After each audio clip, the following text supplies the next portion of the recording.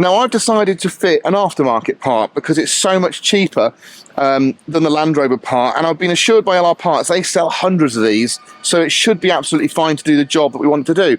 Unfortunately, somebody's industrialised my tailgate and they fitted some checker plate, so I've got to drill out all of these rivets before I can get access to it. But once I've got that off, I'll show you how to go about doing it yourself.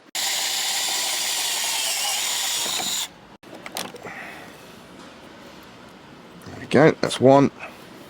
I'm just going to do one at a time because I don't want the whole thing to collapse. Okay, so let's lift that off.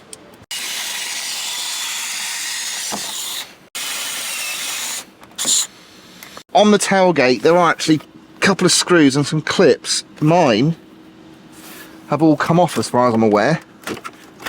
Yep. So sadly I can't show you, but I've got two clips in place, which is why it stayed on. There's two of those. There's my rubber switch cover, and then you'd have some screws, the bolts that actually go in here, but mine are missing, so I think that's because of all this crap.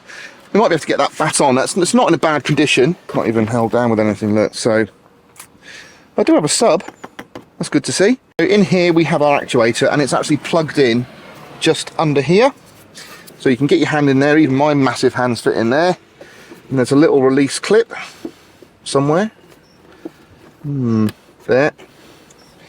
Now the release clip is right near the wire, just there, look.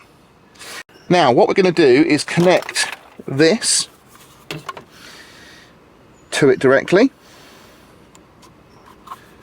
Now in theory, if I press this button, it should make a noise. There we go. So clearly that was faulty.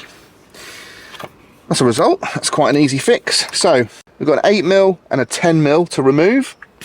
Don't have to undo these completely because they're on a slider.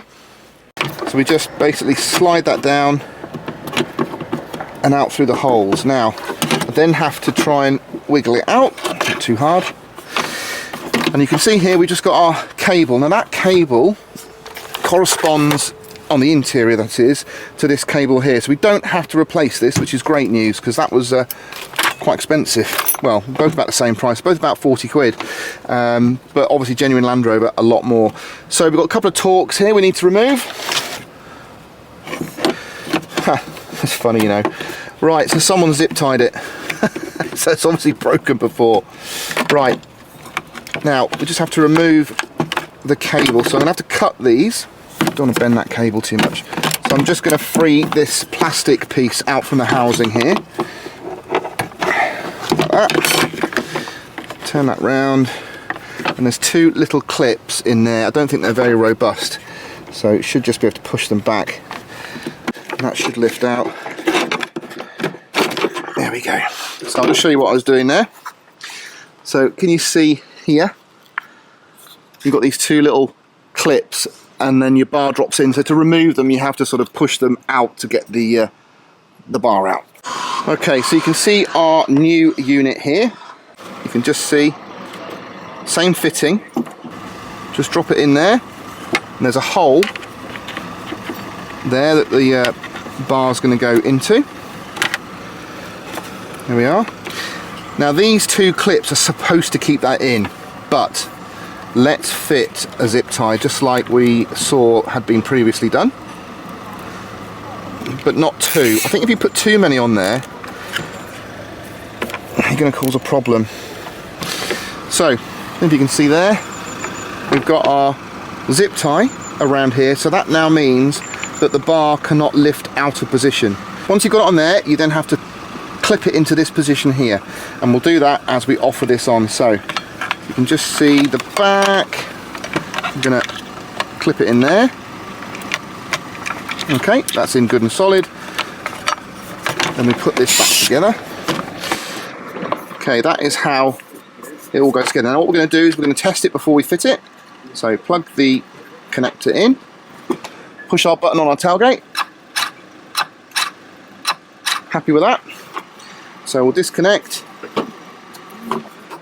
pass it through the gap again. Try not to bend our cable too much, because if you get a kink in that, it's not going to work very well. There we go.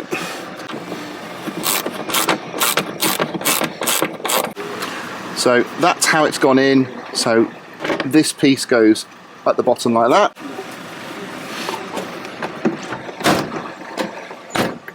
Let's just a quick test. We're good to go.